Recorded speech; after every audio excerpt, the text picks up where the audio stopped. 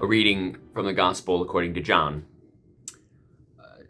Jesus said to her, "Woman, believe me, the hour is coming when you will worship the Father neither on this mountain nor in Jerusalem.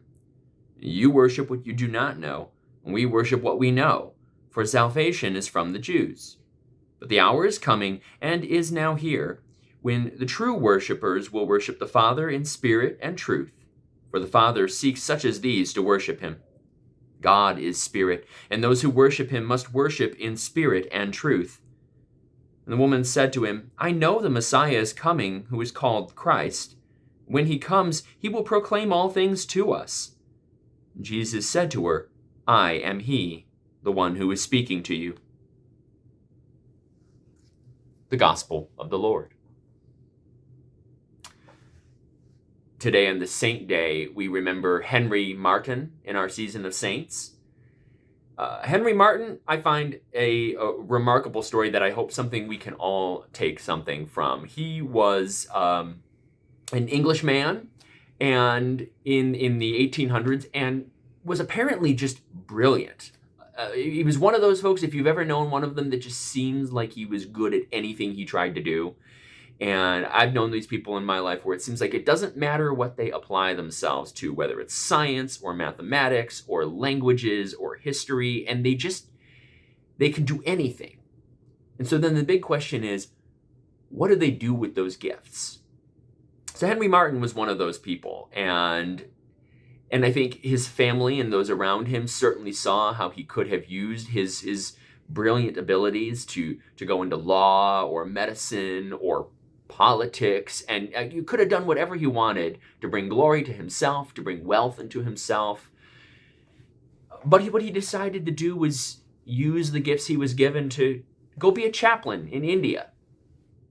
And he had a great gift for languages, and he found that rather than use those languages to help him make money in the law, he instead used those languages to help be a better chaplain to people around him. He picked up Arabic and Hindi and Persian, and was able to tend to people who he otherwise never would have been able to be a chaplain to people who maybe never would have otherwise had a chaplain.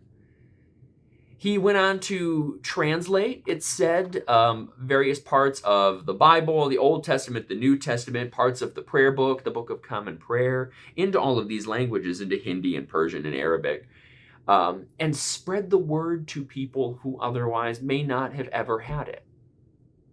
And eventually he did die. He got sick while on his travels. So in a way, this ministry cost him his life. It cost him everything. But he felt the call to use the gifts he was given to help others know God and love each other better.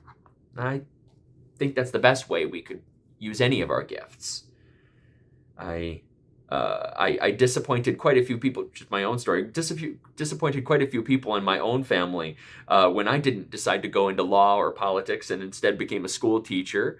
And then when they said, "Oh, you could make a lot more money as a college professor," and decided to teach in the high school, public school systems instead. But that was where I thought I could help make a difference in people's lives. And it wasn't about the money, and it wasn't about the power. It was about trying to help people love each other better. And not to make this all about me, but I hope that all of us have those kinds of gifts, whatever your gifts are.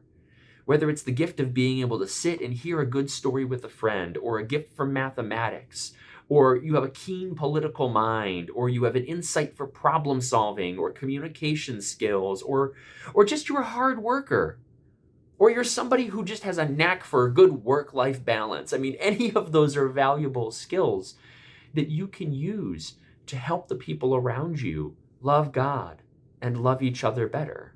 And I hope what we can learn from Henry Martyn, as we can lift him up as an example for all of us, is that remarkable thing he did where he looked at the great gifts God had given him and said, "I can use this for anything. So I want to use it for you, God." Amen.